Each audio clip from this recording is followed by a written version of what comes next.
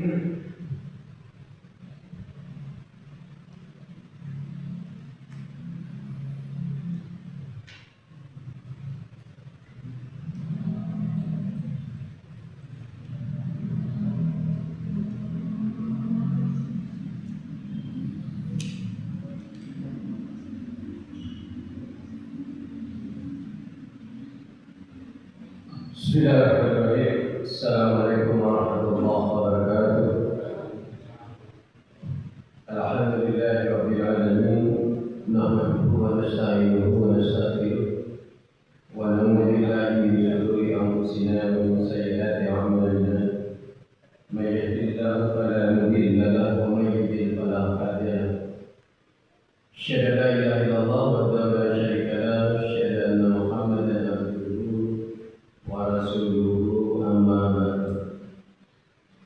Hadirin yang beriman, sidang salat maghrib yang saya hormati, kembali kita memanjatkan puji syukur kehadirat Allah Subhanahu wa taala pada sore ini.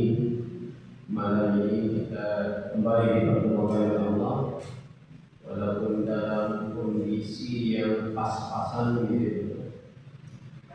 Ya, mudah-mudahan kehadiran kita walaupun tidak maksimal akan dicatat oleh Allah sebagai salah satu bentuk pengabdian kita kepada Allah, dan mudah-mudahan Allah akan membalas dengan balasan yang setimpal. Salam dan salam kita berharap semoga Allah Subhanahu wa taala akan tetap melimpahkannya pada junjungan Nabi besar Muhammad sallallahu alaihi wasallam, karena berkat perjuangan beliau kita sekarang ini berada dalam naungan iman dan Islam. Jadi teman-teman, sidang salat maghrib yang saya hormati, tinggal satu hari lagi. Tinggal satu hari lagi kita memasuki tanggal 1 Muharram. Ya. Hari Senin, insyaallah kita sudah memasuki bulan Muharram, di mana pada bulan Muharram itu hadirin ada hal-hal yang memang dianjurkan oleh Rasulullah, karena bulan Muharram itu termasuk ke dalam bulan Hud namanya. Ya. Jadi ada 4 bulan di dalam Islam dari 12 bulan. Ada 4 bulan yang termasuk kepada bulan Hud namanya. Ya. Kalau di dalam hadis disebut dengan Arba'atul Qurum. Jadi ada 4 bulan di mana 4 bulan itu kata Nabi termasuk kepada bulan-bulan haram. Nah, apa bulan-bulan haram itu adalah bulan-bulan yang diagungkan memang karena ada spesifikasi peningkatan ibadah. Itu harus kita akui. Ada hadis yang bersumber dari Abi Bakar, riwayat Muslim, dikatakan, Inna zaman qad istadarahu kahayatihi yawma khalaqallahu samawati wal ardh.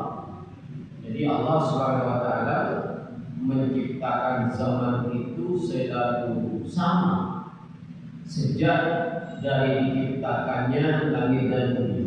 Jadi yang berbeda itu. Jadi beda zaman sekarang, zaman kemarin, zaman 10 tahun yang lalu, 25 yang lalu, bahkan 10 tahun yang akan datang, zaman itu sama menurut saya. Nah, apa yang beda? Bedanya itu adalah perilaku manusia. Nah, itu yang beda. Nah, kalau tahun ini barangkali zaman di mana kondisi masyarakat Islam Indonesia belum beruntung sebelumnya. Tatanan kenegaraan kita tahun-tahun ini adalah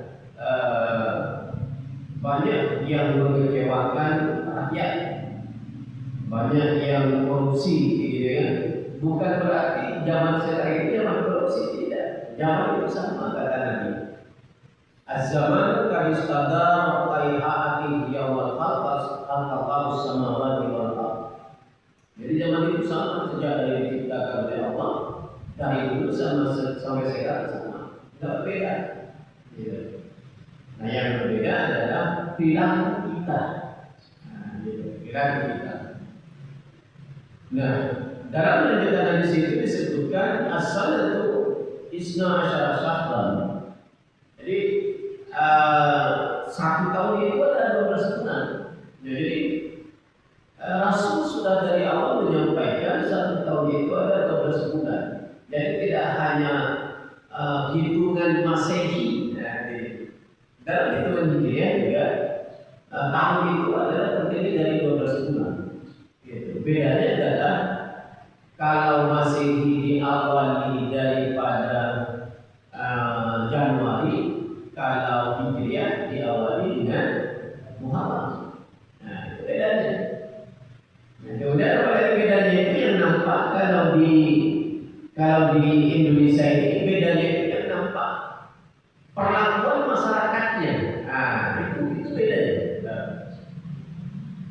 Perlakuan masyarakatnya apakah dalam konteks negara, ya kan, atau konteks antusiasme masyarakat terhadap kedatangan bulan baru itu berbeda antara Masehi dan Hijriah.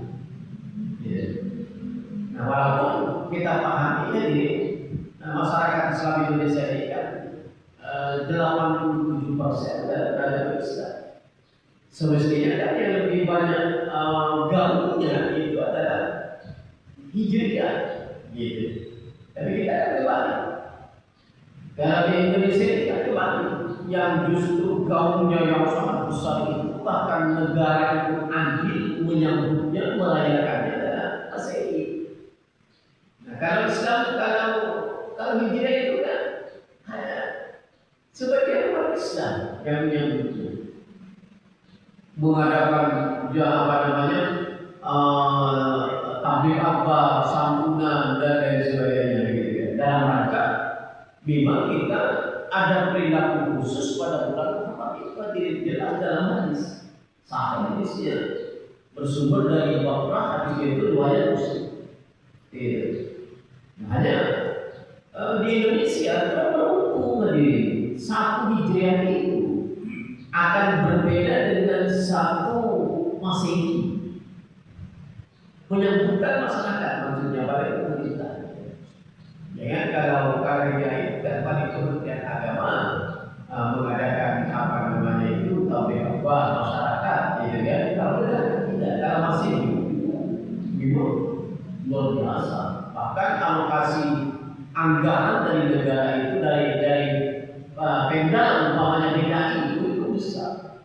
Tapi kalau Islam tidak. Di sini bedanya. Ya. Masalah 12 bulannya juga sama antara Masehi kemudian dengan Hijriah. Hanya di dalam Islam ada namanya arba'ul hurum.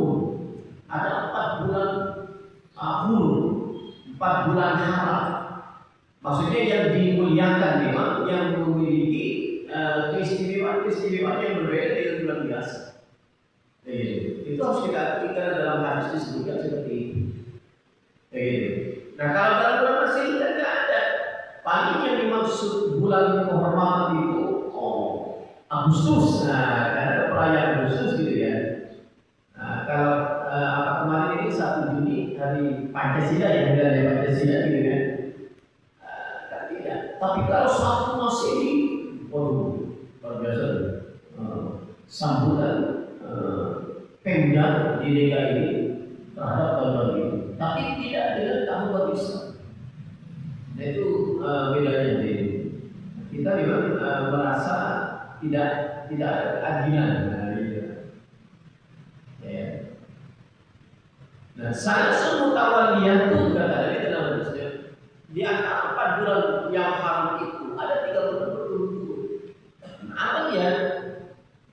Al-Qa'dah, Zulhijjah, wa Muharram. Jadi Zulqa'dah, Zulhijjah, Muharram ini termasuk dalam bulan itu. Memang banyak ibadah yang kita lakukan di dalamnya itu memiliki konsekuensi pahala yang lebih besar ketimbang pada bulan lain. Karena memang dijelaskan dalam hadis seperti itu. Gitu. Ya. Wa Rajabun syahrul Ramadan allazi baina Jumada wa Sya'ban. Atau ada bulan Rajab. Bulan Rajab itu tidak nyambung nih. Kalau yang nyambung itu kan Zulqa'dah, Zulhijjah, Muharram. habis Muharram itu kan Safar, Rabiul Awal, Rabiul Akhir, Jumadil Awal, Jumadil Akhir, Rajab, baru Rajab. Jadi Rajab itu termasuk ke dalam bulan Qur'an, tapi ada 4 bulan yang membatasi karena diapit oleh 2 bulan Jumadil Akhir dengan Sya'ban katanya. Kalau Muslim, hadis itu diriwayatkan oleh Imam Muslim.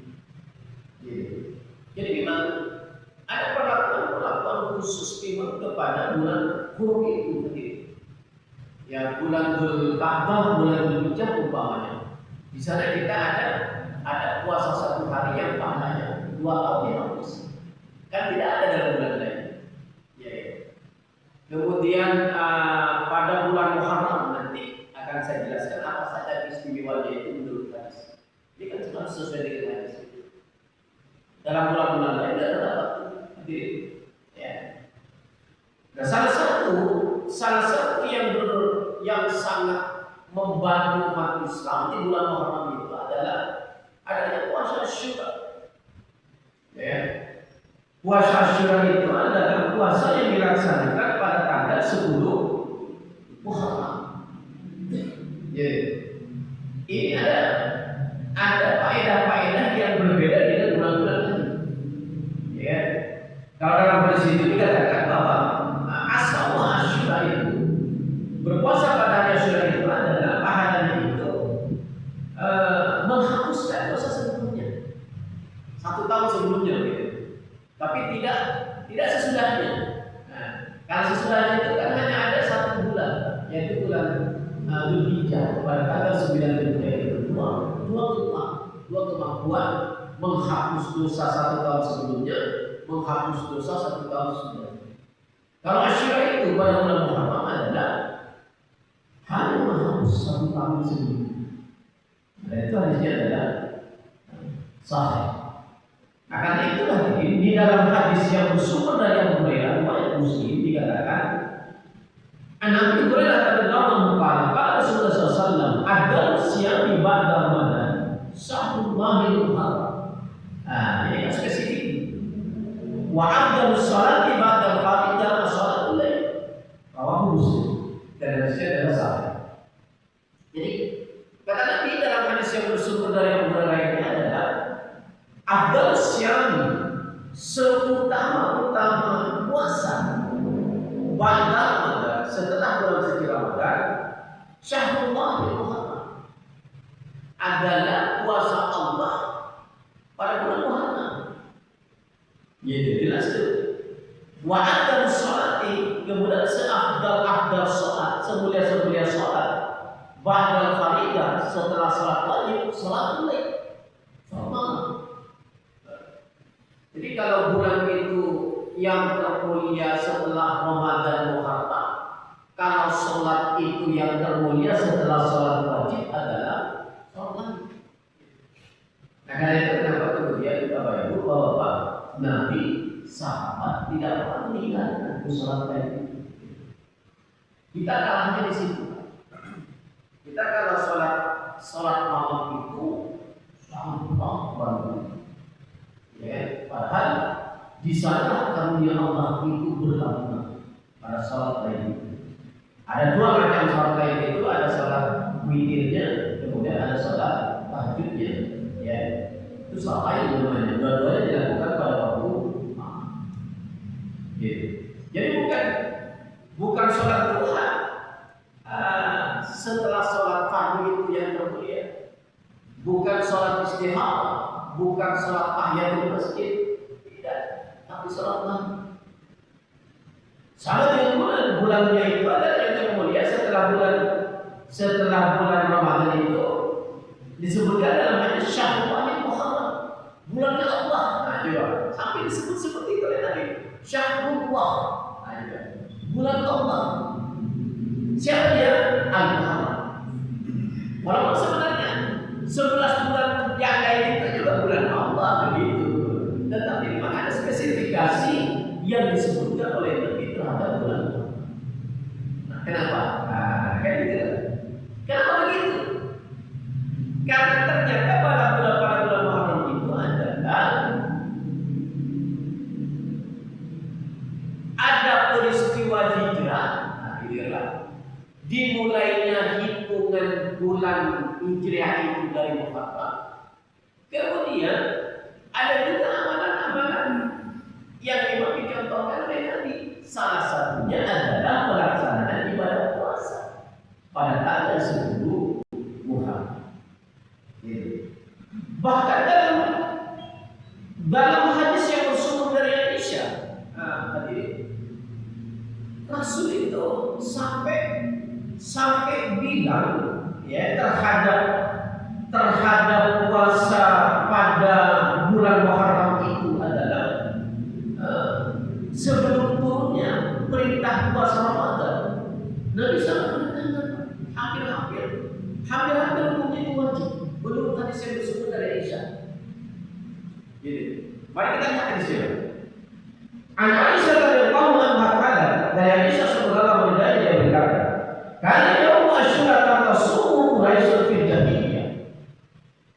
Adalah kami, kata Aisyah, melaksanakan puasa Asyura itu, yaitu pada tanggal 10 Muharram. Itu pertama adalah tasumu Quraisy fil jahiliyah. Jadi ini adalah tradisi orang-orang jahiliyah.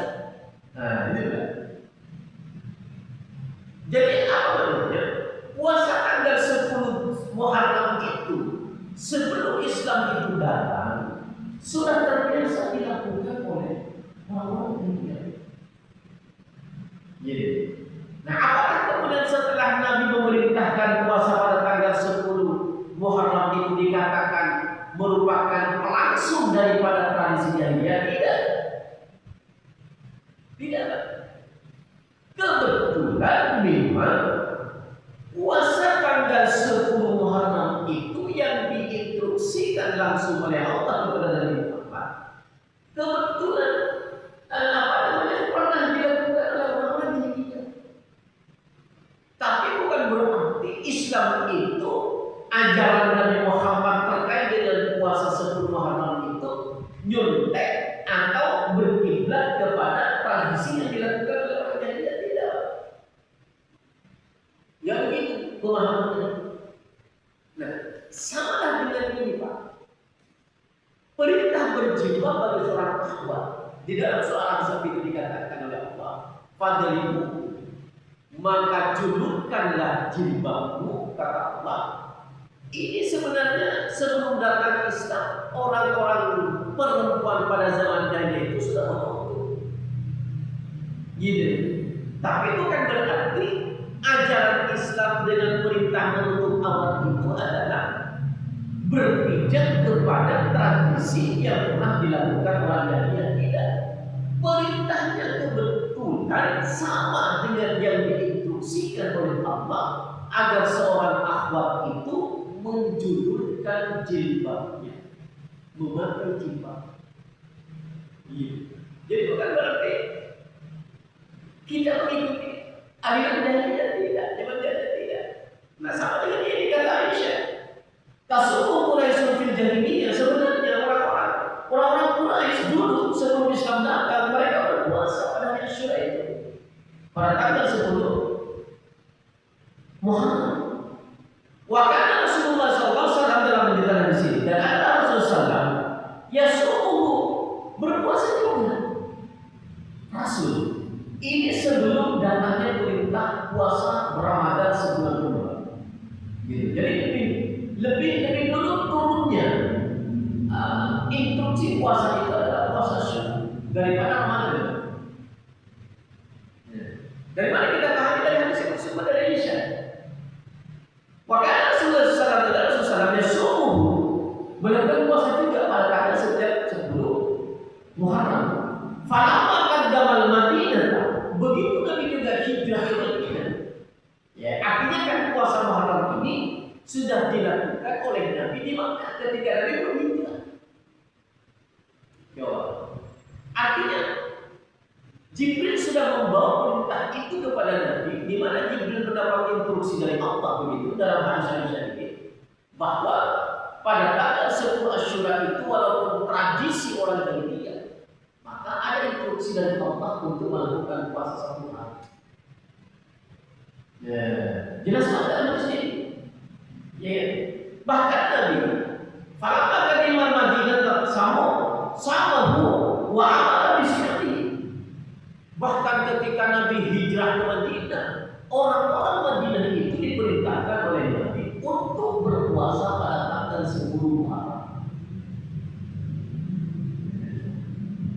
Jadi hadisnya sahih. Bersumber dari Aisyah riwayat Bukhari. Ya.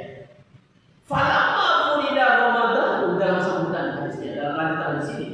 Falamma furida Ramadan, ketika perintah Ramadan taraka yauma Asyura.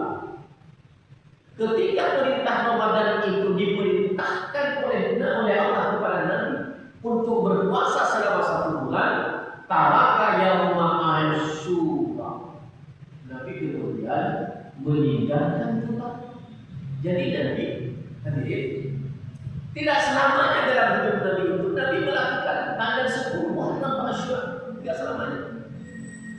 Begitu turun perintah puasa 1 bulan penuh pada bulan Ramadan, dalam hadis Aisyah ini dikatakan taraka yauma Asyura. Nabi meninggalkan puasa Asyura itu pada tahun itu, Pak, pada tahun itu. Tidak pada tahun berikutnya. Nah, gitu ya. Lalu Nabi bilang pada sahabat, "Faman sya'a shamuhu wa man sya'a tarkuhu." Kata sahabat, kalau Anda mau melakukan puasa pada tanggal 10 Muharram itu saya lakukan. Tapi ketika Anda enggak mau, enggak apa-apa, tidak melakukan.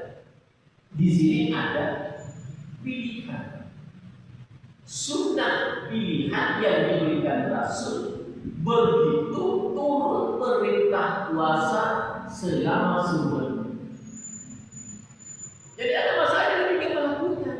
Kalau hadirin, ikhwatillah. Jadi masalahnya dalam hidup Nabi itu melakukan puasa sunnah tidak. Ada masalah yang tidak melakukan. Kapan Nabi tidak melakukan itu? Ketika turun perintah Ramadan dan Jibril. Falamma furida Ramadan taraka yauma Asyura. Kata hadis Aisyah, begitu turun perintah Ramadan itu, maka Nabi meninggalkan puasa Asyura. Sahabat jadi bingung, loh, dan selama ini Rasul melakukan kok. Dan bertanya pada Rasul, di mana bid'ahnya ya Rasulullah? Kenapa begitu Rasul? Selama ini kan ada yang memberi contoh Nabi. Kata sahabat, apa kata Rasul? Faman sya'a samahu wa man sya'a tarkahu. Sahabat, kalau Anda ingin melakukan pada tanggal 10 Muharram itu lakukan. Tapi kalau Anda merasa berat karena sudah ada perintah puasa 1 bulan, enggak apa-apa. Apa maknanya? Ternyata puasa Syawal itu walaupun termasuk kepada bulan yang dimuliakan dalam ajaran Islam, ternyata puasa Asyura itu bukan sesuatu yang harus dikerjakan terus-menerus. Berbeda dengan tanggal 9 Dzulhijjah. Kalau tanggal 9 Dzulhijjah itu tadi tidak pernah meninggalkan. Tapi dalam puasa 10 Asyura, 10 Muharram, Nabi pernah meninggalkan ketika turun perintah Ramadan selama 1. Mana yang berbeda? Penting. Belajar. Walaupun ini adalah manfaatnya itu satu tahun sebelumnya kita lihat dosa kita. Nah, termotivasi dengan itulah kemudian sahabat tidak meninggalkan. Begitu. Ketika Nabi bilang paman sa'asamu wa man sa'atarkahu, sahabat menyimpulkan kalau begitu Rasul karena manfaatnya ternyata menghapus 1 tahun dosa yang telah lalu. Itu ya, jadi apa namanya? Akan kita bandingkan dengan puasa Dzulhijjah, gitu. Apalagi di Ramadan ya, kalah pamur puasa sudah itu. Tetapi karena manfaatnya luar biasa, sahabat, tabi'in, ulama yang saleh tidak meninggalkan. Karena itulah kita juga ingin ketika kita sampai nanti hari Senin sudah tanggal 1 Muharram, Senin besok, ya. Jadi mulai Senin, Selasa, sampai tanggal 10 itu, nah kita dianjurkan pada tanggal 10 itu adalah melaksanakan puasa Asyura. Ya. Jadi pertama, puasa Asyura itu sebenarnya pernah dilakukan oleh orang-orang jahiliyah. Tapi bukan berarti Islam itu menyuntik ada juga. Bukan. Kebetulan memang Allah memerintahkannya seperti itu. Gitu. Jadi jangan nanti dikait-kaitkan kalau begitu puasa Asyura itu tradisi yang tidak tradisi jahiliyah, berarti kita meniru ibadahnya tidak. Enggak gitu. Hanya kebetulan sama dengan perintah jilbab. Jadi perintah jilbab itu memang orang akhwat Yahudi itu, akhwat adanya itu sudah memakai pakaian tertutup. Nah, datangnya perintah berjilbab di dalam Al-Quran itu bukan berarti Islam itu meniru tradisi orang Yahudi, orang-orang India tidak. Nah, sama persis dari perintahnya. Oke. Yang kedua, yang berikutnya ini. Ada yang disebut dari Abu Musa Al-Asy'ari, riwayat Bukhari. Abu Musa Al-Asy'ari annahu qala, dari Abu Musa Al-Asy'ari berkata, "Kana yaum Asyura ta'udduhu al-yahudu idan." Faqala Nabi sallallahu alaihi wasallam, "Asumuhu antum." Nah, ini kronologis, Pak. Kalau dalam ilmu hadis disebut dengan asbabul wurud namanya. Ya. Jadi kalau ada hadis kemudian dia dalam rangka membeda dengan orang-orang yang berbeda dengan kita, itu disebut dengan asbabul wurud. Kronologisnya itu seperti itu. Nah, bahasa dalam ilmu hadis disebut dengan asbabul wurud.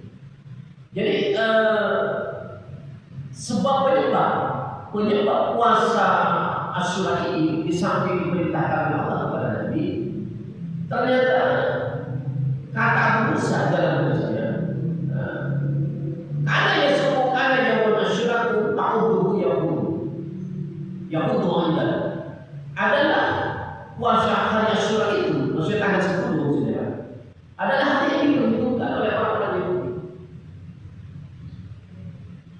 Kenapa orang jahiliyah itu ternyata melakukan puasa pada tanggal 10? Ya ternyata memang seluruh umat itu hari yang dimuliakan mereka.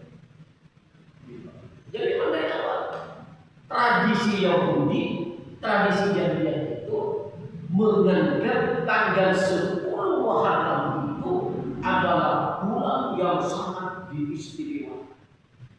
Kalau kita menyebutnya bahasa sekarang disebut dengan hari keramat. Nah, ini juga hari keramat bahasa kita ya, bahasa orang Jawa. Apa artinya? Ada sesuatu yang mengagum.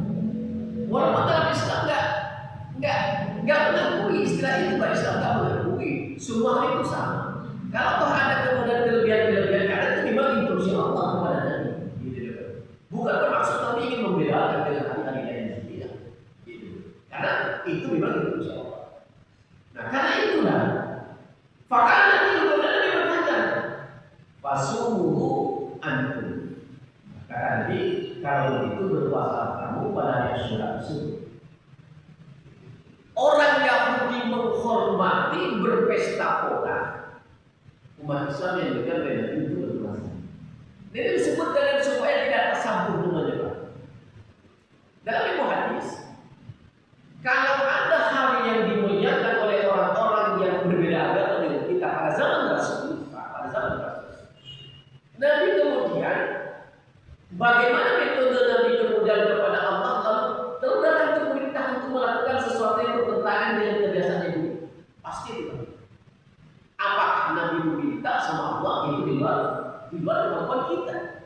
Yang jelas kalau hari-hari itu ada dimuliakan oleh orang-orang Yahudi atau Nasrani, pasti ada perbuatan kebalikannya. Bahasa Nabi dalam hadis disebut dengan tasabbuh. Lahirlah kemudian hadis man tasabbaha biqaumin fahuwa minhum. Barang siapa yang meniru-niru suatu kaum, maka Anda sama dengan kaum itu. Contoh, pada saat azan belum ketemukan jumpa, nanti akan kita bahas dalam bab azan, dalam bab salat berjamaah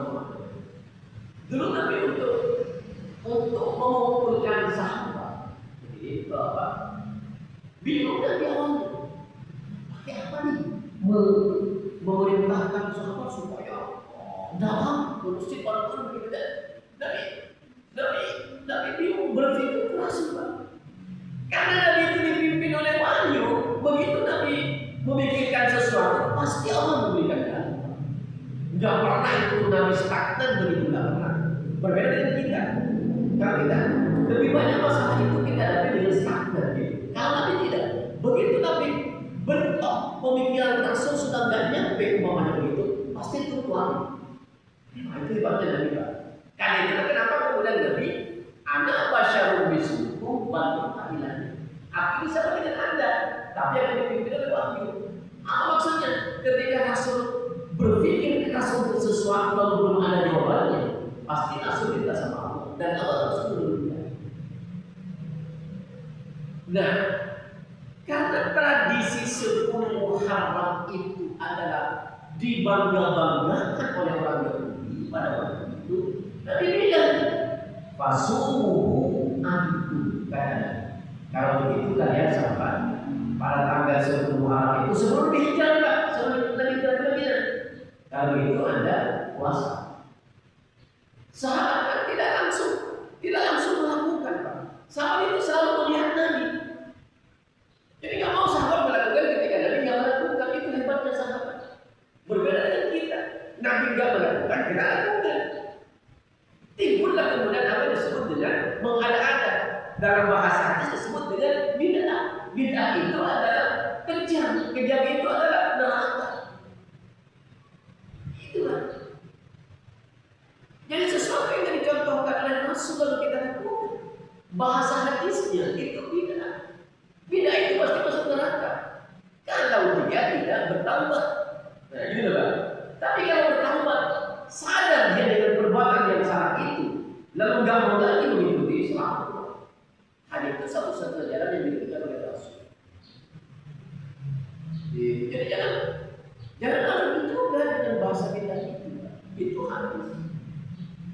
Karena dalam hadis itu jelas dikatakan, kullu bid'atin dhalawah, kullu dhalalatin pasti itu.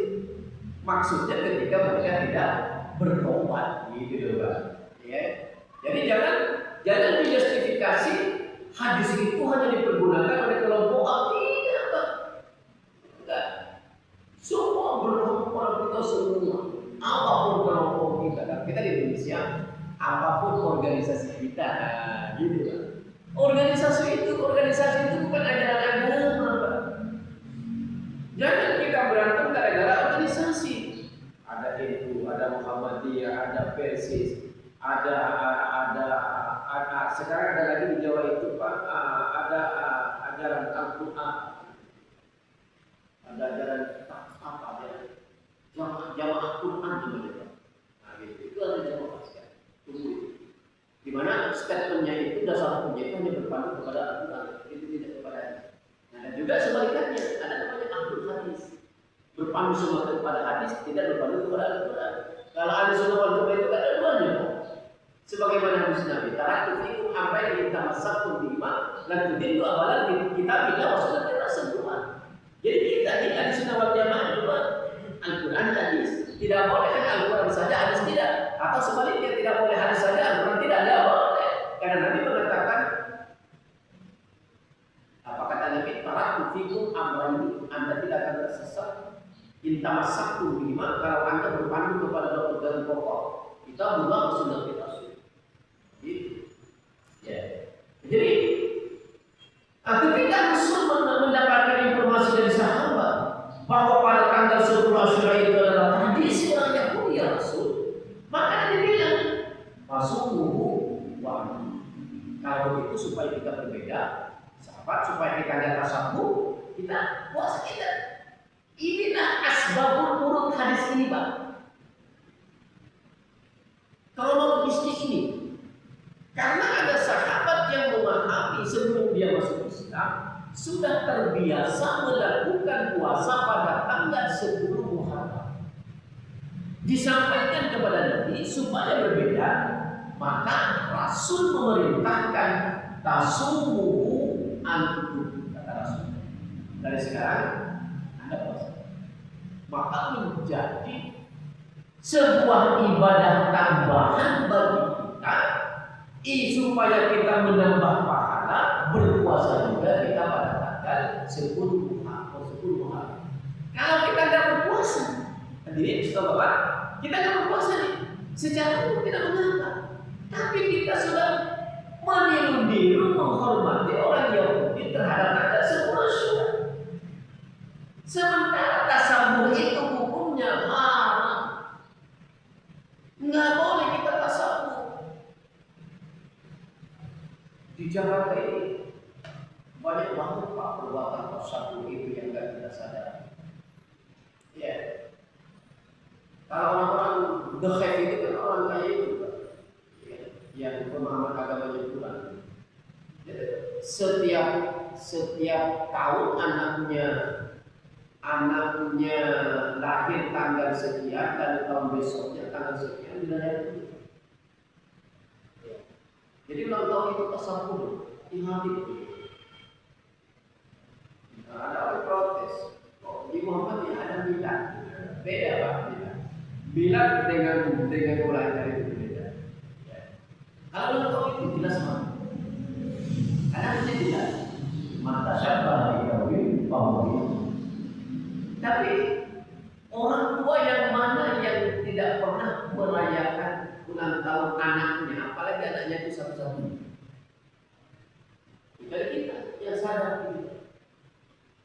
Orang Islam sekalipun Islam di Jakarta ini mengaku Islam, tapi dia setiap ulang tahun anaknya dia nakal. Dan itu menghabiskan biaya nggak sedikit. Dia nyewa hotel. Kenapa nggak dipakai biaya itu punya biaya yatim gitu? Tidak dipakai. Padahal itu tasabuh pak. Tasabuh jelas. Ya. Nah, ada lagi pak. Nah ini bapak hadis ini saya nggak yakin bapak pernah mendengar sebelumnya. Orang Yahudi itu juga itu menghormati hari Sabtu. Hari raya orang Yahudi itu adalah hari Sabtu. Karena itu, kenapa ada hadis yang memerintahkan kita berpuasa juga pada hari Sabtu, Pak? Walaupun hadis itu ada yang mengatakan ulama lemah, ada yang mengatakan hasan, ada yang mengatakan sahih. Berpuasa pada hari Sabtu. Itu hari Sabtu itu namanya puasa tasabuh. Walaupun saya Rasulul Albani melemahkan dari situ.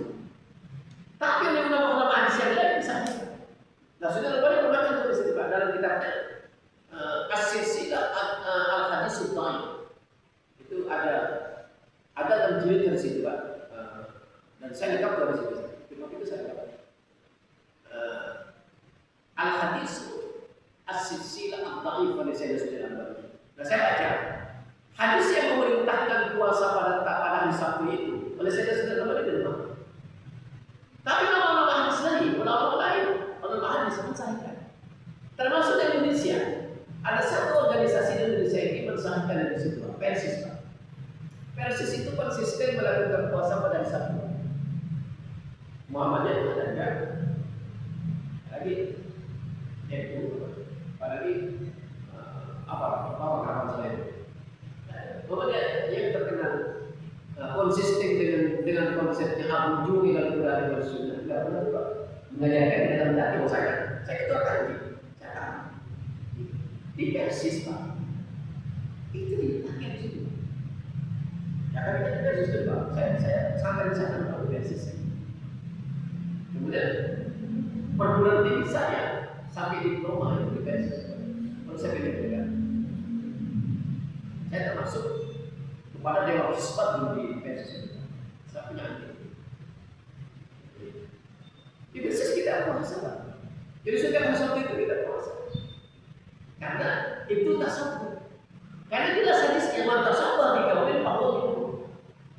Kalau kita nggak puasa, sementara hari Sabtu itu adalah hari yang dihormati oleh orang Yahudi, berarti kita tasabuh. Kita berdosa sebenarnya. Hanya kita nggak paham di sini. Sehingga banyak orang tak melakukan. Gitu ya Pak. Walaupun sekali lagi saya katakan oleh saya sudah apa dari situ memang dimakan. Ada salah satu makan dari situ Pak Prabowo itu yang dimakan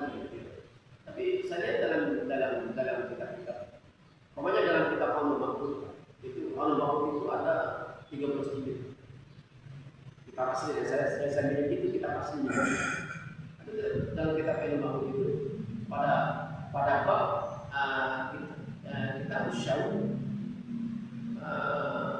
dikatakan kalau nggak salah saya hadis yang ke-17 itu dikatakan bahwa puasa besok itu adalah yang itu dimaukan itu kita dimaukan itu Allah maklum tidak dijaga kehidupan versus sendiri. Kalau ya, apalagi yang kedua, apakah tidak terbaca surga mungkin akan terbaca. Itu tak satu kan. Kami dari dulu di versi itu puasa itu pada bisa. Jadi Senin, Kamis, Sabtu, kemudian 3 hari itu konsisten kan gitu. Sana gitu. Nah, itu dia ini kita. Dan hadisnya jangan kita perlu mana kita hadisnya kita perlu mana. Iya. Dalam puasa tahun dulu. Ya. Nah, puasa pada tanggal 10 Asyura ini juga sebenarnya tasawuf Bapak. Jadi kalau kita nggak berpuasa pada tanggal 10 itu berarti kita merestui kebiasaan yang dilakukan oleh orang Yahudi. Itu asbab urutnya Pak. Hadis itu. Karena itu walaupun Nabi pernah bilang, "Faman sa'afan yasum wa man sa'afan yakfur."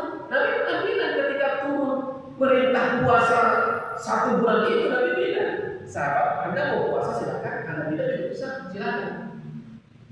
Itu hanya bahasa diplomatis Nabi pada saat dan Nabi memang pada saat itu tidak melakukan. Tapi tahun berikutnya Nabi melakukan. Sebelumnya dan sesudahnya Nabi melakukan.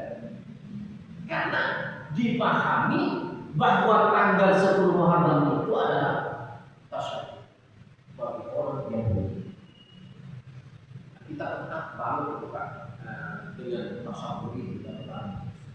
Tapi di versi itu diajari konsisten banget Pak dengan tasyrik itu kita paham. Begini Pak ya.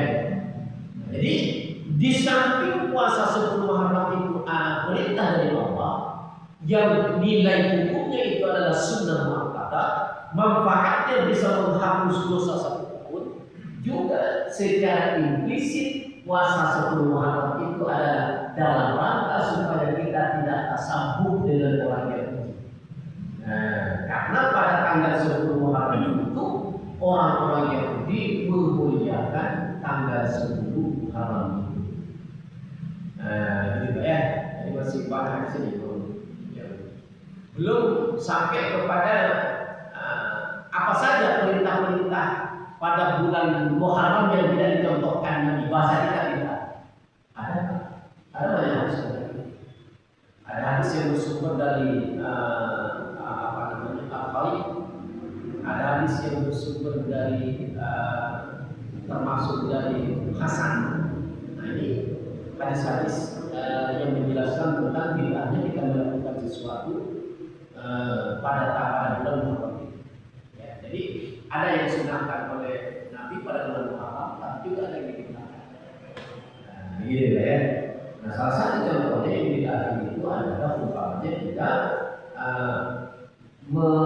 bersedih pada bulan Muharram karena disebut dengan hari Rafidah umpamanya. Itu dicontohkan. Itu kan lagi di dalam bahasa ini disampaikan oleh Nabi Sallallahu. Kalau bulan besok bukan malam lagi, padahal hadis itu banyak banget terkait malam. Saya kira juga kalau ada pertanyaan sebelum bisa dipersilakan. Ya, silakan. Ya, mengenai tasabbuh tadi ya, kalau kita tidak berpuasa dianggap tasabbuh misalnya. Padahal kan tidak berpuasa itu juga sebenarnya kan tidak mengikuti kebiasaan dari Yahudi. Betul. Karena mereka kan menganggap itu sebagai hari besar, sementara kita enggak gitu kan. Atau mungkin mereka melakukan pesta sementara kita biasa aja nggak puasa. Makanya kan seperti tadi ada riwayat yang Rasul pernah nggak puasa.